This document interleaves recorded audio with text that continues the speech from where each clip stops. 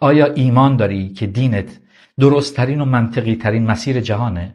اما علم چیز دیگه ای میگه هیچ نوزادی با ایمان به دنیا نمیاد. میگه ذهن کودک گرسنه است و اولین لقمه هایی که بهش داده میشن نه تنها اونو سیر میکنند، بلکه برای همیشه طعم جهان رو براش تعیین میکنند. لقمه هایی مثل نماز و دعا، روزه و عزا، چرخه تکرار و پاداش. باور کن دین یک راهنمای زندگی نیست، چون نمیاد کنار عقلت بشینه، میاد روی عقل سوار میشه، مثل ویروس غیر فعال میکنه فعالیت فکر رو. ویروس رو به معنای تحقیر نمیگم، بلکه به این دلیل که خودش رو در سیستم مغز بازنویسی میکنه. ترس میشه اطاعت، تکرار میشه ثواب، شک میشه گناه و این یعنی مهندسی سخت مغز. دوست دیندار من، مطالعات تصویربرداری مغزی fMRI نشون میدن که وقتی افراد متعصب مذهبی با سوال یا نقدی نسبت به باورهاشون مواجه میشند، فعالیت بخش پیشانی مغزشون، پریفرانتال کورتکسشون که مسئول منطق و تحلیل و تصمیم گیری آگاهانه است، به طور شدیدی کاهش پیدا میکنه. مثل همین الانت شاید.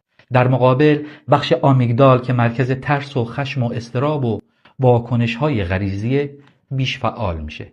یعنی چی؟ یعنی در مواجهه با نقد دینی مغز مؤمن نه با عقل بلکه با احساس خطر، دفاع، ترس و خشونت واکنش نشون میدند. نه به این خاطر که حقیقتی در باورشه، بلکه چون مغزش به جای تفکر وارد حالت اضطراری دفاعی میشه.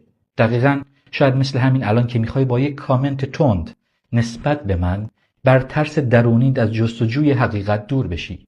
وقتی عمیقاً حس میکنی ایمان انتخاب تو بوده، بدون که ویروس بازنویسیش کامل شده، چون آخرین مرحله یک ویروس ذهنی اینه که میزبانش باور داره آزادانه فکر میکنه.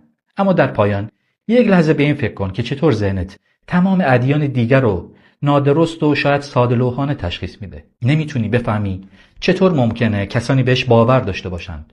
دلیلش ساده است، چون مغز اونا هم گرفتار نوعی متفاوت از اون ویروسه. کسی که به دین تو هم باور نداره همون حسی رو بهت داره که تو به یک هندویسم داری.